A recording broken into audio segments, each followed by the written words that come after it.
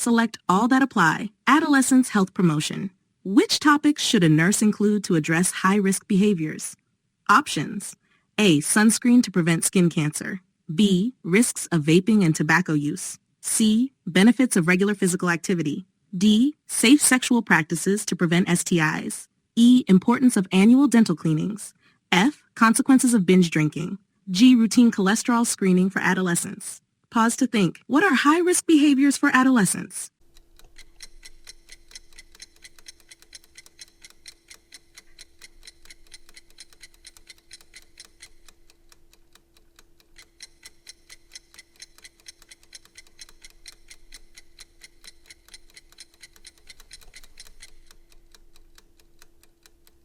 Vaping, tobacco, and binge drinking cause immediate and long-term health issues. Safe sex prevents infections. Sunscreen, physical activity, and dental care are important but not typically labeled high-risk behaviors. Cholesterol screening is generally not routine unless indicated. Choose 2 screenings that promote health maintenance for adults 50-65. Options: A. Blood pressure screening. B. Vision screening for preschoolers. C. Colorectal cancer screening. D. Hearing screening for infants. E. Mammogram for breast cancer. F. Glucose screening for adolescents. Think about what's age appropriate for this adult group.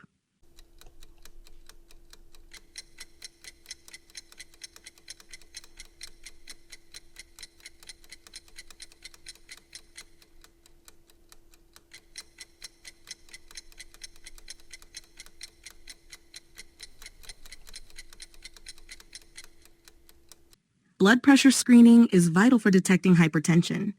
Colorectal cancer screening is recommended starting age 45 to 50. Vision and hearing screenings for children aren't relevant here. Mammograms apply, but question asks for 2 screenings. Glucose screening for adolescents is not relevant here. Fill in the blank. The best way to reduce cardiovascular risk in a sedentary patient is to options. A. Encourage 30 minutes of moderate exercise most days.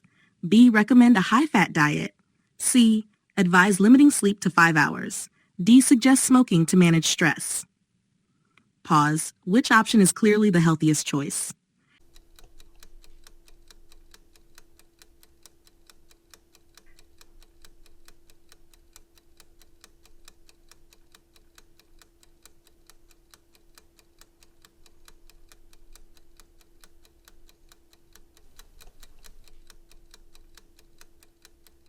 Exercise reduces cardiovascular risk significantly.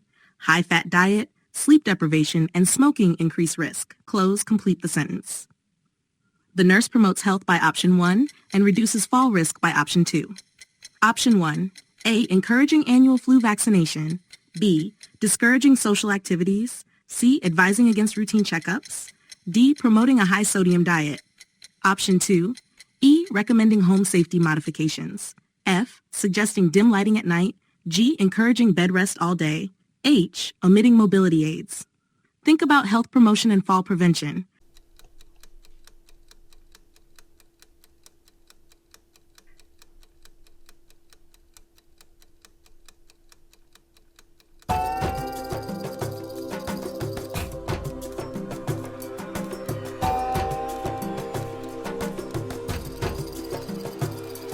Flu vaccination protects from illness.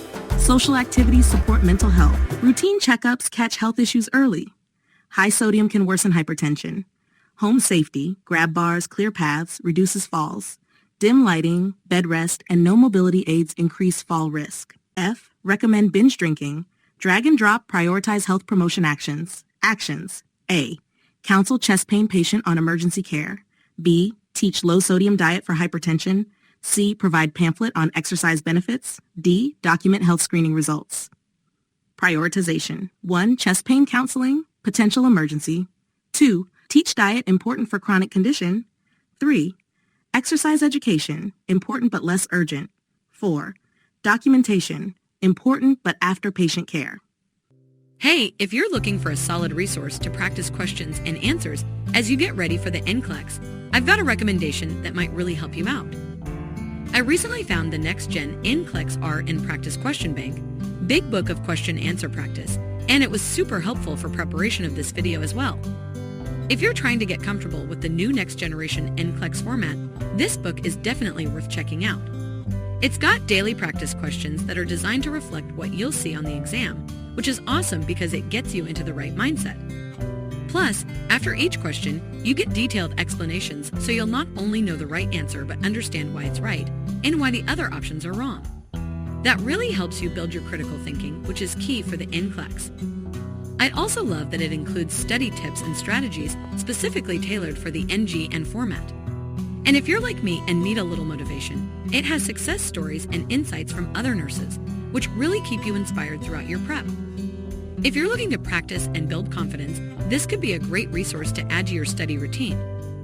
It's structured so you can stay on track and focus on mastering the material step by step. Just thought I'd share in case you're looking for something to really help with those practice questions. Check. Here's the important info. She's 28 weeks pregnant with her very first baby, feeling generally healthy but a bit tired now and then. No major medical problems in her history, but her family has hypertension and type 2 diabetes, so we want to be extra careful. Also, she smokes about 5 cigarettes a day, but wants to quit. That's a key point. Think about what kind of care and education she might need. Initial assessment. At 9 a.m., Ms. Lopez tells us the baby is moving well, no bleeding or contractions, and no signs of illness. But she's worried about her weight gain.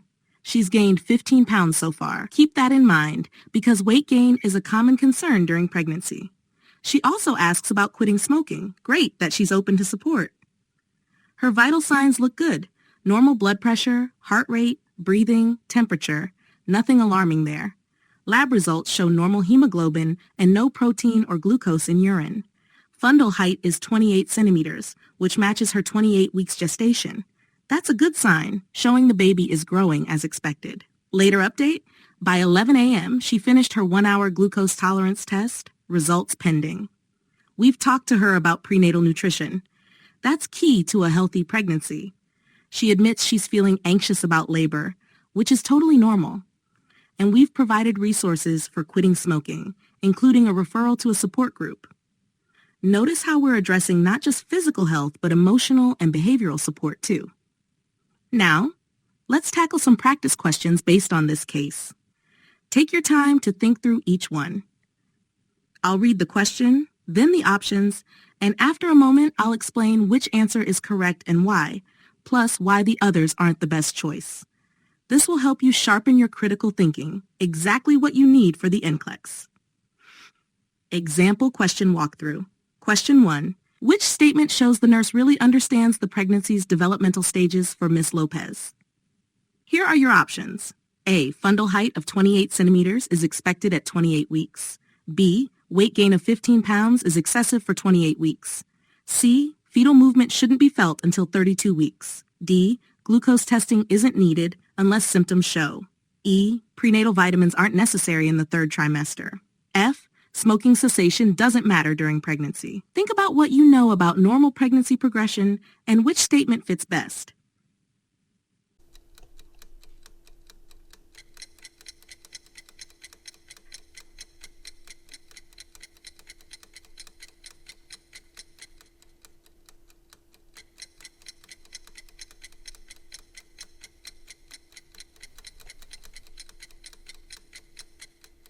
Pause for a moment. Now let's talk about it. The correct answer is A. The fundal height in centimeters generally matches the gestational age in weeks, give or take 2 centimeters. So 28 centimeters at 28 weeks is exactly what we expect. That's a simple but important check to confirm the baby is growing on track. Why are the others wrong? Well, B is off because 15 pounds is within normal weight gain range for this stage. C is wrong since fetal movement usually starts between 18 and 25 weeks, especially for first pregnancies. D is incorrect. Glucose testing is routine at this time to screen for gestational diabetes, even without symptoms. E is false. Prenatal vitamins are important all through pregnancy for baby's development. F is definitely incorrect. Quitting smoking is crucial to avoid risks like low birth weight. This kind of step-by-step breakdown helps you see not just the right answer, but the reasoning behind each choice. That's the kind of thinking that sets you up for success on the NCLEX and in real nursing practice. Question 2. Which situation requires the nurse to intervene immediately? Options. A. The patient reports smoking 5 cigarettes daily. B. The patient's BP is 118/76 millimeter. C. The patient reports occasional fatigue. D. The patient expresses anxiety about labor. E. The patient's glucose is 110 milligrams per day non-fasting. F. The patient's hemoglobin is 12.2 grams per dl. Take a moment to think about which one sounds like an urgent concern. Hey, I just wanted to quickly share something with you that I think could make all the difference as you prepare for the NCLEX-RN. I know how stressful it can be, especially when you're balancing everything: clinical hours, coursework, life, and trying to carve out time to study. Trust me, I've been there. That's why I highly recommend checking out the 4 weeks to NCLEX-RN questions and answers practice guide. It's a taken for preparation of this video. What's awesome about this guide is how it's designed specifically for busy students like you. It breaks everything down into manageable weekly goals, so you're not overwhelmed and you know exactly what to focus on each week. The structure is simple but really effective. Week 1 sets you up with foundational strategies and helps you get comfortable with the question formats. Week 2 digs into the core nursing concepts, things like patient safety, prioritization, and critical care. Week 3 covers pharmacology and body systems, which we all know can feel like a huge challenge. Then, Week 4 is all about practice realistic exam simulations and reviews that really help you gauge where you stand. What I love most about this guide is that it doesn't just focus on the right answers. It's all about understanding why the correct answers are right and why the others aren't. It really teaches you to think critically, which is such a huge part of the NCLEX. If you're looking for something to help you stay on track without adding more stress, this guide is worth checking out. I really think it could make your prep a lot smoother and, most importantly, help you feel more ready. Good luck. You've got this.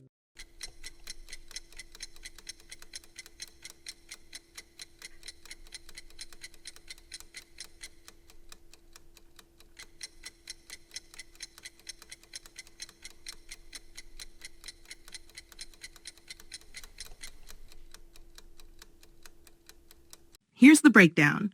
Option A. Smoking even 5 cigarettes daily during pregnancy is harmful. It can cause low birth weight, preterm birth, and other serious issues. The nurse must immediately provide support to help quit. Option B. Blood pressure reading is normal. Option C. Occasional fatigue is common in pregnancy and usually not urgent. Option D. Anxiety about labor is normal and can be addressed through education. Option E. Glucose of 110 milligrams non-fasting is not immediately alarming. More definitive testing will come. Option F. Hemoglobin 12.2 grams per deciliters is within normal range. So the immediate intervention is for smoking, option A, because it poses the most direct threat to mother and baby. Question 3. Which screening is most appropriate for Ms. Lopez at this visit?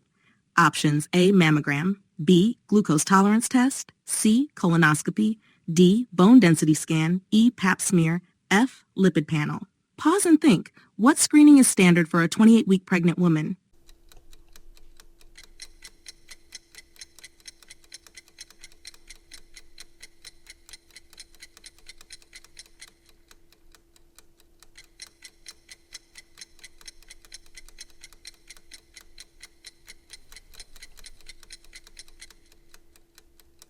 Mammograms and colonoscopies are not routine during pregnancy due to potential risks.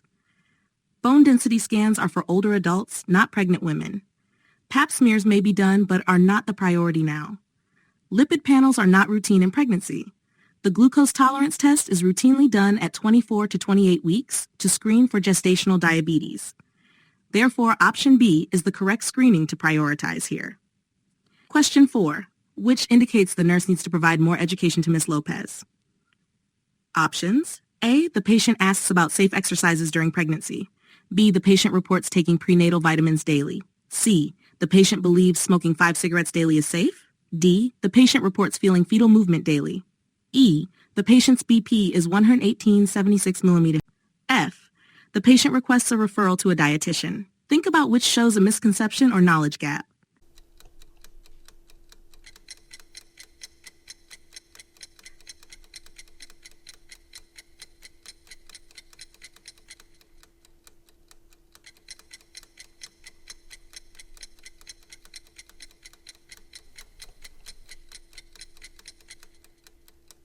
Asking about safe exercises is good, showing engagement.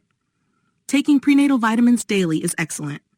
Believing smoking 5 cigarettes daily is safe is a dangerous misunderstanding.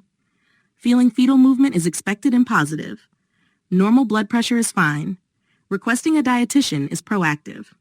Hence, option C needs education to correct this misconception and protect the baby's health. Question 5. What is the best approach to promote Ms. Lopez's health during pregnancy? Options. A. Advise stopping prenatal vitamins to avoid weight gain.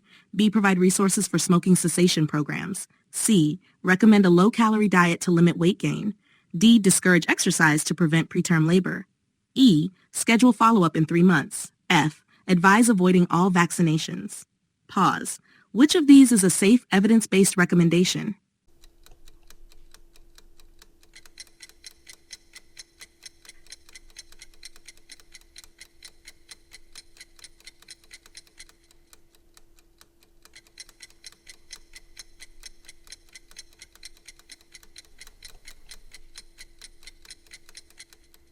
Stopping prenatal vitamins is harmful. Smoking cessation resources are essential and supportive. Low-calorie diets are not recommended. Balanced nutrition is key. Exercise is encouraged unless contraindicated. Follow-ups every 4 weeks are standard. 3 months is too long. So option B is the best answer because helping her quit smoking promotes both her and baby's health. Question 6. Which statement shows the nurse is effectively promoting Ms. Lopez's health? Options. A. Tells the patient to ignore fetal movement counts. B. Provides a pamphlet on labor and delivery preparation. C. Advises against attending a smoking cessation program. D. Omits discussing the family history of diabetes. E. Schedules a mammogram for next visit. F. Discourages questions about nutrition. Consider which statement represents good nursing practice.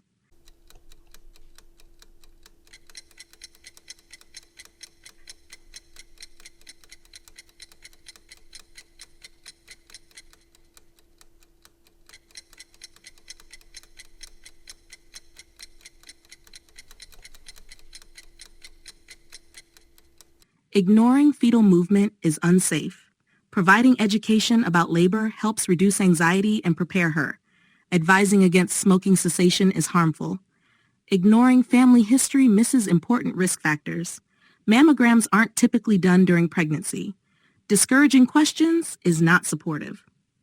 Option B is the right choice here, showing positive engagement and health promotion.